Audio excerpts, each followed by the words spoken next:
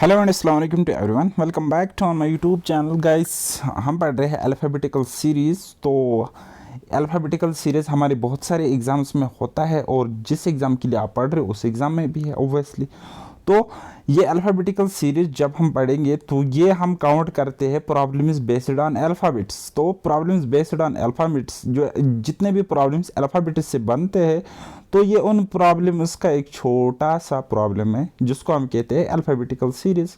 ठीक है, तो अल्फ़ाबेटिकल सीरीज़ तो मैं आपको पढ़ा होगा, लेकिन कुछ कॉन्सेप्ट्स आपको और क्लियर हो जाएगी। जैसे कि अल्फ़ाबेटिक सीरीज़ तो हो ही जाएगी, कोडिंग डिकोडिंग के बारे में थोड़ा सा आपको यहाँ पे हिंट मिलेगा, एनालॉजी थोड़ा सा आप समझोगे, आड वन आउट में आप इसका यूज़ कर सकते हो। इसके अलावा लेटर सीरीज़ में इसका यूज़ होगा, पेयर फॉर्मेशन में, वर्ड फॉर्मेशन में, डिक्शनरी में, जम्बलिंग वर्ड फॉर्मेशन में भी इसका यूज़ है। यानी कि कुल मिलाकर प्रॉब्लम बेस्ड ऑन अल्फ़ाबेट्स इतने सारे प्रॉब्लम्स आ सकते हैं आपके एग्ज़ाम में। तो माशाल्लाह अल्हम्दुलिल्लाह ये सारे प्रॉब्लम्स आपके इस एग्ज़ाम के सिलेबस में है। ठीक है, तो आपको ये सारे प्रॉब्लम्स पढ़ने भी पड़ेंगे। ठीक है, तो इससे इससे अच्छा मैंने किया कि मैंने सोचा चलो बेसिक से ही पढ़ाते, तो अल्फ़ाबेट सीरीज से हम स्टार्ट करने जाते हैं। अब जब हम अल्फ़ाबेट्स पढ़ते हैं, वैसे तो मुझे समझ नहीं आता है अल्फ़ाबेट क्या होता है, लेटर क्या होता है, खैर छोड़ो। जब हम अल्फ़ाबेट पढ़ते तो हम पढ़ते A B C D so on up to Z. तो हमें पता है कितने कितने अल्फ़ाबेट्स हमें देखने को मिलते हैं, 1 2 3 4 एंड टोटल मिलते हैं 26। कितने? 26 अल्फ़ाबेट्स हमें देखने को मिलते हैं। ओके, इतना क्लियर आया, इतना क्लियर आ गया। अगर मैं आपको बोलूँगा 26 का आधा कितना होता है, आप बोलोगे 13। 26 का आधा कितना होता है? 13 होता है। तो 13 के नंबर पर आता है एम, यानी कि हम कहते हैं ए टू एम जो अल्फ़ाबेट्स है वो हो गया फर्स्ट हाफ, फिर एम टू जेड जो अल्फ़ाबेट्स है, या N to Z, sorry N to Z जो अल्फ़ाबेट्स है वो हो गया सेकंड हाफ। ठीक, तो लेकिन आपके क्वेश्चन, आपके एग्जाम में जब क्वेश्चन बनता है तो वहाँ पे आपको नंबरिंग पता होनी चाहिए कि ए का है सीरियल नंबर 1, बी का है सीरियल नंबर 2, सी का है सीरियल नंबर 3, डी का है सीरियल नंबर 4 और जेड का है सीरियल नंबर 26। ये कब इनका नंबरिंग करेंगे हम, कैसे हम बोलेंगे ए का 1 बी का 2? जब हम इनको लेफ्ट हैंड से पढ़ेंगे, यानी कि सीधा सीधा पढ़ेंगे जैसे हमने पढ़ा है। ठीक है, और अगर हम जेके एसएसबी की तरह पढ़ेंगे यानी कि उल्टा करके, ठीक है, फिर जेड को बन जाते रैंक 1, वाई की बन जाती है नंबरिंग 2, एक्स की बन जाती है नंबरिंग 3, और इसी तरीके से ये जो ए है बेचारा टॉपर था एक ज़माने में, अब इसकी रैंक आती है लास्ट यानी कि 26। बताओ, इतना क्लियर? अच्छा, आप इसको रटिफिकेशन कर सकते हो, लेकिन मैं आपको रटिफिकेशन के लिए नहीं कहता, इसलिए मैंने लिखा भी नहीं है। ठीक है, तो लेकिन एग्ज़ाम में आप लिख सकते हो 1 मिनट ज़ाया करके, क्या?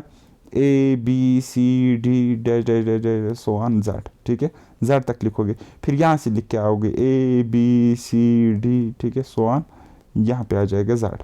ठीक है, फिर आपको पता चलेगा अच्छा जेड के अपोजिट ए है, वाई के अपोजिट बी है, एक्स के अपोजिट सी है, डब्ल्यू के अपोजिट डी है। ठीक है, तो इस तरीके से अगर आपका कोई क्वेश्चन ऐसा होगा तो वो सॉल्व हो जाएगा, लेकिन ऐसे टाइम लग जाएगा। ठीक है, तो उसका शॉर्टकट मैंने निकाला, एक ट्रिक है इजोटी। इजोटी, ई जे ओ टी वाई, तो इसका मतलब होता है 5 15, 5 10 15 20 25।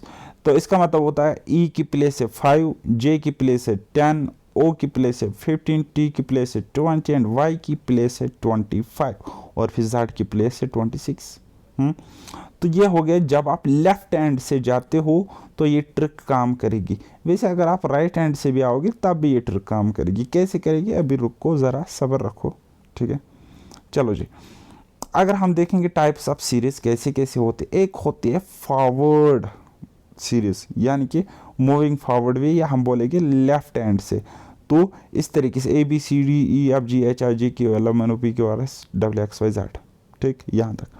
दूसरे होते उल्टा करके, जेड से लेकर सी बी ए तक। ठीक है, तीसरे होते एवन सीरीज, यानी कि बी का है नंबर 2, डी का है नंबर 4, एफ का है नंबर 6, तो इसी तरीके से होगी, यानी कि अल्टरनेटिवली होगी। ठीक है, चौथी सीरीज आपके पास क्वेश्चन आ सकता है ऑड सीरीज पे, यानी कि ए का नंबर है 1, सी का नंबर है 3, फिर ई का नंबर है 5, ठीक है। तो इसको हम कहते हैं ऑड सीरीज। ये क्या है, 1 is odd number, 3 is odd number, 5 is odd number. Okay okay okay okay. फिर एम से लेकर ए तक हो गया फर्स्ट हाफ, जेड से लेकर एन तक हो गया सेकंड हाफ, ये आपको पता है, ठीक है। एक क्वेश्चन बनता है, इसको हम वैसे पढ़ेंगे नहीं, इसको हम कहते हैं अल्फा न्यूमेरिक सीरीज। क्या कहते हैं, अल्फा न्यूमेरिक सीरीज। इसमें अल्फ़ाबेट्स भी होते हैं एंड नंबर्स भी होते हैं। चलो ठीक है, इसको भी हम पढ़ेंगे लेकिन नेक्स्ट लेक्चर में। ओके चलो, अब हम देखेंगे one of the most important concept, that is alphabet numbering, ठीक है। अब आपने कैसे भी करके ए टू जेड नंबरिंग याद रखी, लेकिन फॉरवर्ड में, ठीक है, यानी कि लेफ्ट एंड से आपने नंबरिंग याद रखी। अब उल्टा तो नंबरिंग याद रखना उल्टा किस्सा है, वो तो मतलब पॉसिबल नहीं है। पॉसिबल तो है लेकिन टाइम टेकिंग है। तो इसके लिए शॉर्टकट में आपको बताऊंगा। देखो बेटा, ए का प्लेस क्या है, नंबर क्या है 1, जब आप सीधा नॉर्मली देखोगे। बी का प्लेस है 2, सी की जगह है 3, डी की नंबर है 4। Okay okay okay. फिर आपको क्या करना है, ए का नंबर अगर 1 है तो आपको देखना, जब हम पीछे से पढ़ के आएंगे, यानी कि जेड वाई एक्स डब्ल्यू वहाँ से पढ़ के आएंगे, तो फिर किस नंबर पे ए आ जाएगा हमारे पास, ये ए लेटर अल्फ़ाबेट किस नंबर पे आ जाएगा। तो आपको क्या करना है, सिंपली 27 याद रखना, 27 याद रहेगा ना, 27 ठीक है। अपनी एज ही याद रखना 27, ठीक है। तो 27 याद रखो, और 27 से आपको बताना है, अब आपको बताना है ना, जेड से जब हम गिन के आ जाएंगे, जेड से जब हम गिन के आ जाएंगे तो ए कहाँ पे आ जाएगा। तो ए का नॉर्मल प्लेस क्या था 1, और 27 से यही 1 आपको सब्ट्रैक्ट करना है, वहाँ पे आपको मिलेगा अब नॉर्मल प्लेस, ठीक है। अब नॉर्मल प्लेस बोले तो जब आप पीछे से काउंट करके आ जाओगे जेड से, ठीक है। फिर जब आप जेड से काउंट करके आते हो तो बी की प्लेस क्या मिलेगी, 27 माइनस करेगी इसकी नॉर्मल प्लेस, तो यानी कि 25 पे होगा। और इसी तरीके से सी की नॉर्मल प्लेस है 3, और 27 से हम माइनस करेंगे तो इसकी अब नॉर्मल प्लेस मिलेगी 24। ये नॉर्मल अब नॉर्मल में इसलिए बोल दूंगा ताकि आप समझ जाओ, ठीक है। फिर ई की देखेंगे, ई की तो हमें पता थी प्लेस है 5 इजोटी कंसेप्ट से, लेकिन अगर उल्टा देख के आ जाएगी तो इसकी नंबरिंग क्या होगी 22। क्या होगी बेटा 22। कैसे, 27 को माइनस करेंगे 5 तो 22 मिलेगा। तो इसी तरीके से आप हर किसी नंबर को ढूंढ सकते हो। देखो गाइस, सपोज जेड की तो जब हम पीछे से काउंट करके आते तो जेड की प्लेस होती है 1, लेकिन जब हम आगे से नॉर्मली जाएंगे फ्रॉम लेफ्ट एंड तो जेड की प्लेस होती है 26। तो अब देखो प्रूफ हो चुका है कि 27 को नॉर्मल प्लेस जो होती है जेड की, दैट इज 26 सब्ट्रैक्ट करेंगे तो इसकी अब नॉर्मल प्लेस होगी 1, यानी कि राइट एंड साइड से इसकी प्लेस होगी 1। तो राइट एंड लेफ्ट एंड मैंने आपको बताया ना, तो ये क्या होता है, जब आप नॉर्मली पढ़ोगे ए बी सी डी, जब आप नॉर्मली पढ़ोगे तो उसके कहते हैं लेफ्ट हैंड। क्या कहते हैं, लेफ्ट हैंड। जब आप अब नॉर्मल वे में पढ़ोगे, यानी कि उल्टी गिनती स्टार्ट करोगे, तो वो हो गया Z Y X W U T, ठीक है ना, ऐसे। तो इस ए की प्लेस बनेगी 26, बी की प्लेस बनेगी 25, सी की बनेगी 24, डी की बनेगी 23 एंड सो ऑन, और वाई की होगी 2, जेड की होगी 1। अब देखो वाई की क्या होगी 2 होगी। कैसे, 27 से ये घटाएंगे 25 तो वाई की प्लेस होगी 2, 27 से 26 घटाएंगे तो जेड की प्लेस होगी 1। तो इस तरीके से आप याद रखोगे, ठीक है। अब तो समझ में आ जाएगा ना ये। अच्छा, अब हम देखते हैं अपोजिट, कौन लेटर किसके अपोजिट है। अगर हम लेफ्ट एंड और राइट एंड का देखेंगे, ठीक है, तो हमें पता है ए के अपोजिट आता है जेड, ठीक है। बी के अपोजिट आएगा, यानी कि देखो लेफ्ट एंड से पहला आता है ए, राइट एंड से पहला क्या आ जाएगा जेड, यानी कि हम कहेंगे Z is opposite to A. Right end से आएंगे तो दूसरा लेटर आता है हमारा, दूसरा अल्फाबेट वाई, और नॉर्मल केस में लेफ्ट एंड से जाएगी तो दूसरा अल्फाबेट हमें मिलता है बी, यानी कि हम बोलेंगे B is opposite to Y. आ गई मेरी बात समझ। तो इसको कहते हैं अपोजिट। इसके लिए ट्रिक मैंने बताई है यहाँ पे, to remember the position of opposite letter of English alphabet. इनकी ट्रिक याद रखो। देखो ए के अपोजिट है जेड, तो आप इसको रखो नाम आजा, ठीक है, आइजा रखो, आजा रखो, वटेवर, ठीक है। अब बी का अपोजिट है वाई, तो आप रखो याद बाई बाई, ठीक है। और सी के अपोजिट है एक्स, तो आप याद रखो क्रैक्स, क्रैक्स मतलब हम बोलते हैं ना मैन क्रैक्स, समझने की कोशिश करो तो क्रैक्स, ठीक है। डी का अपोजिट है डब्ल्यू, तो आप याद रखो डी ई डब्ल्यू यानी कि ड्यू, माउंटेन ड्यू, ठीक है। अब ई का अपोजिट है वी, तो आप याद रखो इवनिंग, ठीक है। इवनिंग में घूमने में मजा आता है, ठीक। तो एफ का डब्ल्यू है यू, एफ का डब्ल्यू, एफ का अपोजिट है यू, एफ का अपोजिट है यू, तो आप इसको याद रखो फर्स्ट यू, क्या फर्स्ट यू, फर्स्ट यू मतलब यू मतलब आप, ठीक है, यू, ओके। फिर है जी का अपोजिट टी, जी का अपोजिट टी है, तो आप याद रखो जी टी रोड। कितना अच्छा कंसेप्ट मैं बता रहा हूँ, देखो। फिर एच का अपोजिट है एस, तो आप याद रखो H high, S school, high school. I R को याद रखो इंडियन रेलवे। जे का अपोजिट क्यों है, तो जैक क्वीन आप याद रखो, वो तुरुप वुरुप खेलते होंगे ना आप कार्ड्स का, तो आप याद रखो जैक एंड क्वीन। हाँ, के पी, तो आपने देखा होगा ना, के पी का उल्टा करेंगे तो क्या बनाएगा, पी के मूवी का नाम सुना है ना, देखी भी होगी, तो पी के। या आपको अगर के पी ही याद रखना है तो रखो कुछ लाइक कश्मीरी पंडित रख लो, ठीक है, या कुछ और रखो। मेरा एक प्लेयर है केविन पीटरसन, केविन पीटरसन, ठीक है, उसी का नाम याद रखो, ठीक है। मेरा प्लेयर नहीं है, इंग्लैंड का है, ठीक। तो फिर एल का अपोजिट ओ है, तो लाइट ऑन रखो, ठीक है। आपकी मोबाइल की लाइट ऑन अक्सर रहती है ना, या आप सोते हो कभी कभी आंखें खुली रहती है तो लाइट ऑन रहती है, या कभी गाड़ी में होते हो लाइट ऑन रह जाती है, ओके। तो फिर एम एन, एम का अपोजिट एन, तो मैन याद रखो, ठीक है।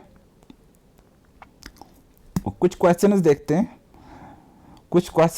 हैं, इनको सॉल्व करने की कोशिश करते हैं, ओके, बेस्ड ऑन अल्फाबेट्स। अच्छा, अल्फाबेट सीरीज पे बहुत खतरनाक क्वेश्चन भी बनते हैं, तो उनको मैं आपको अगले लेक्चर में बताऊंगा। फिलहाल हम देखते हैं कि हमारे नॉर्मल जेके एसएसबी के एग्जाम में कैसे क्वेश्चंस बनते हैं, ठीक है। अब मैंने यहाँ पे लिखा है ए बी डी जी के, तो नेक्स्ट बताओ मिसिंग टर्म में क्या आ जाएगी। जब मैं इसका लॉजिक समझता हूँ, ए और बी में डिफरेंस कोई नहीं, ठीक है, एक साथ है, ए के बाद बी आता है, तो बीच में कोई नहीं है, बस इनका बॉन्ड क्लोज है, ठीक है। लेकिन बी और डी के बीच में सी यानी कि गैप 1 है। फिर डी और जी के बीच में आता है ई और एफ यानी कि गैप 2 है, तो यहाँ पे गैप 3, यहाँ पे गैप फिर कितनी होनी चाहिए 4, और 4 गैप डालेगी के बाद, हम 4 को बीच में डालेंगे के बाद, इसके अल्फ़ाबेट के बाद 4 अल्फ़ाबेट्स को हम बीच में डालेंगे, और जो 5वां होगा वो हमारा आंसर होगा। तो 4 को बीच में डालना है, तो 4 क्या होगी के, फिर क्या आता है जे के, एल एम एन ओ, ये 4 बीच में है। फिर यहाँ पे 5वां जो होगा पी, वो आ जाएगा यहाँ पे, तो इसका आंसर पी, ठीक है। कितना क्वेश्चन इजी था, समझ में आ रहा है ना, मगज में आ रहा है, ओके जी, अच्छी बात है, मुझे अच्छा लगता है जब समझ में आता है, okay. A D H L P next बताना है आपको, ठीक। जब हम इसका पैटर्न देखो, रीजनिंग का एक ही फंडा है इन सीरीज वीरीज वाले क्वेश्चन का, चाहे सिमिलैरिटी देखो, कुछ भी देखो, एनालॉजी देखो, फिल इन द ब्लैंक देखो, इसका एक ही फंडा है, पैटर्न को समझो, ठीक है। तो पैटर्न हमें क्या बता रहा है, पैटर्न को समझते हैं। ए से लेकर डी तक डिफरेंस 3 की है, डी से लेकर एच तक 3 बीच में आते तो डिफरेंस 3, फिर यहाँ पे गैप 3, यहाँ पे गैप 3, तो यहाँ पे भी गैप 3 डालो, और 3 की गैप में क्या आ जाएगी पी, क्यू आर एस, तो 3 ले गए और टी आ जाएगा यहाँ पे, बात खत्म। नेक्स्ट, इस क्वेश्चन को समझने की कोशिश करो, बनाओ ये वाला क्वेश्चन। यहाँ पे जब हम देखते हैं कुछ BAC दिख रहा है, CBD दिख रहा है, DCE दिख रहा है, तो हम आगे क्या लिखेंगे, हैं दिमाग खराब हो गया। चलो जी, अगर हम इस सीरीज को देखोगे, देखो BCD, तो यहाँ पे क्या आ जाएगा E, बताओ। फिर देखेंगे ABC, तो यहाँ पे क्या आ जाएगा D। फिर देखेंगे CDE, तो यहाँ पे क्या आ जाएगा F, तो EDF आपका आंसर हो जाएगा। कितना सिंपल है, बस पैटर्न को समझना होता है और कुछ नहीं है, पैटर्न को समझो, बात खत्म हो जाएगी। चलो जी, अच्छा इसको देखेंगे, A Z B Y C X D, next बताओ। तो या तो आप समझो A is opposite to Z, B is opposite to Y, C is opposite to X और डी इज अपोजिट किसका होता है, डब्ल्यू। वो मैंने आपको अभी बताया, डी डब्ल्यू अपोजिट होते हैं, ड्यू बताया ना मैंने, due D W, Mountain Dew. Okay, डर के आगे जीत है। चलो जी, इसको हम ऐसे भी समझने की कोशिश करते हैं, यहाँ से आते इस तरीके से, इस तरीके से, इस तरीके से अल्टरनेट वेज में आते हैं, तो हमें पता चलता है Z X, sorry Z Y X X और उसके बाद यहाँ पे डब्ल्यू। ओके, इसको समझने की कोशिश करते हैं। Next question number 5, A then B C D, तो यहाँ पे आ जाएगा ई, फिर जेड वाई एक्स डब्ल्यू, तो यहाँ पे क्या आ जाएगा, यू सॉरी वी आ जाएगा, टी यू वी, हाँ वी आ जाएगा, तो ई वी इसका आंसर। ओके, एक और क्वेश्चन लेते हैं, ये सारे के सारे JKSB के ही क्वेश्चन है, आप देख लेना। ओके, तो नेक्स्ट देखते, देखो A B C D E F G H I J K L, यहाँ पे आएगा एम एन ओ, ठीक है, यानी कि ओ एन एम इसका आंसर। ठीक है, यहाँ पे क्या हुआ, उल्टी गिनती है। ओके, वापस से पैटर्न हो रहा है, या हम बोलेंगे उल्टा हम पढ़ रहे, CBA ABC पढ़ना था हम CBA पढ़ रहे, DEF पढ़ना था हम FED पढ़ रहे। ठीक है, तो ONM पढ़ना था, OMN पढ़ना था हम ONM पढ़ते। ठीक है, मुझे गलती मत होगी, CD,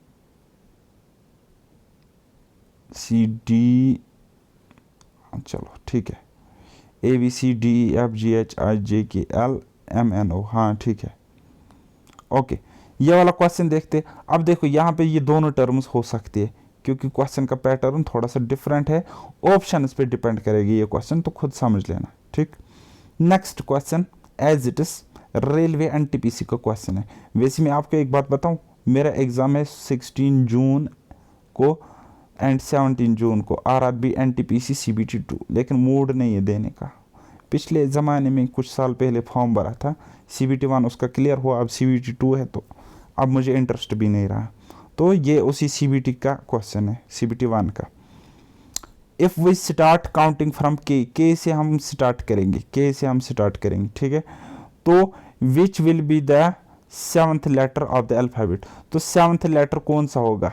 ठीक है, 7th लेटर अल्फ़ाबेट कौन सा होगा। ठीक है, चलो समझने की कोशिश करेंगे। के से हमने स्टार्ट किया, के से हमने स्टार्ट किया, के फर्स्ट प्लेस, फिर एल सेकंड। देखो गाइज 1 2 3 4 5 6 7, और ये 7 हमारा आंसर होगा। तो लेकिन कैसे, के फिर एल फिर M N O P Q. अब देखो ये हो गया first second third fourth fifth sixth और 7th प्लेस पे क्या आ जाता है, क्यू आ जाता है, तो टिक करोगे। आई बात समझ। नेक्स्ट ये वाला question, which of the following is the same as pair AZEVGT in DW।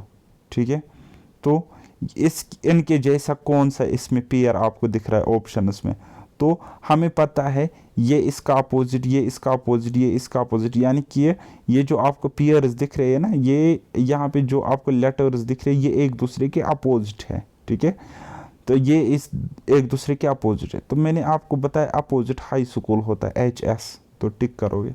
ठीक है, देखा कितनी इजी, कितना इजी है। क्वेश्चन नंबर 10, ACEGI, तो ये किस पे सीरीज है। मैंने आपको एक कंसेप्ट बोला था ना, odd and even series, odd and even series.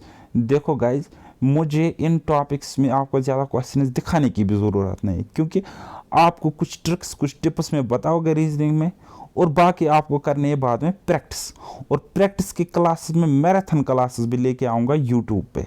ठीक है, लेकिन यहाँ पे छोटे छोटे कंसेप्ट समझा करो और फिर खुद अप्लाई करके रीजनिंग की प्रैक्टिस किया करो। रीजनिंग मैथ्स की तरह नहीं है जिसमें आप फंस जाओगे, नहीं, रीजनिंग से आप प्रैक्टिस करो, ये मेंटल एबिलिटी है, बस आप एक बार समझो फिर प्रैक्टिस करते जाओ और एग्जाम में मैक्सिमम स्कोर करते जाओ। ओके, चलो जी, ACEGI बताओ, यहाँ पे अगर हम देखेंगे एक एक का डिफरेंस, क्योंकि ए और सी के बीच में बी, सी और ई के बीच में डी, ई और जी के बीच में एफ, और जी और आई के बीच में एच, और आई और जी, आई के बाद क्या आता है जी एच आई जे आता है। तो यहाँ पे होना चाहिए के, क्योंकि एक गैप हमें छोड़नी है, तो यहाँ पे क्या आना चाहिए के आना चाहिए। Okay, next question.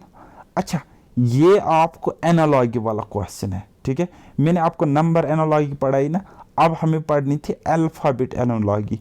फिर कभी पढ़ा होगा, क्योंकि उसके लिए आपको कोडिंग डिकोडिंग अभी सीखनी है। लेकिन फिलहाल आप देखो क्वेश्चन एनालॉजी पर भी बन सकता है। कैसे? A B Z Y. तो देखो, इन दोनों को देखकर हमें बताना है यहाँ पे क्या आ जाएगा, ठीक है। अब देखो, ए का अपोजिट जेड, बी का अपोजिट वाई, ठीक है। तो हमें पता समझ आ गया यहाँ पे अपोजिशन हो रहा है कांग्रेस और बीजेपी की। चलो ठीक है। फिर डी का अपोजिट क्या आ जाएगा डब्ल्यू, और ई का अपोजिट क्या आ जाएगा वी। तो डी डब्ल्यू का मैंने ट्रिक बताई थी ड्यू, ई वी का ट्रिक मैंने बताई थी आपको इवनिंग, ठीक है। अगर याद है तो अच्छी बात है, क्योंकि अब इसकी एक्सप्लेनेशन यही है कि ये अपोजिट ईच अदर है। अब अगर ए बी जेड वाई के रिलेटेड है, फिर डी ई का मतलब होगा डब्ल्यू वी, ठीक है। तो ये था लेक्चर। आई होप कि आपको समझ में आया होगा। तो ये चीज़ें फिर से पढ़ना, इस बार बड़े बड़े टफ क्वेश्चंस में कराऊंगा। चाहे आप जेके एसएसबी एग्ज़ाम दे दो, आप क्वालिफाई भी करोगे इंशाल्लाह। लेकिन उसके बाद जो आपका बड़ा कोई एग्ज़ाम होगा, उसमें आप मुझे याद करोगे कि तारिक सर ने हमें यह बताया था, ठीक है। तो इसको पढ़ लेना। मिलते हैं नेक्स्ट लेक्चर में, तब तक के लिए क्या, बाय बाय, टेक केयर, अल्लाह हाफिज़, और मेहनत करते रहिए।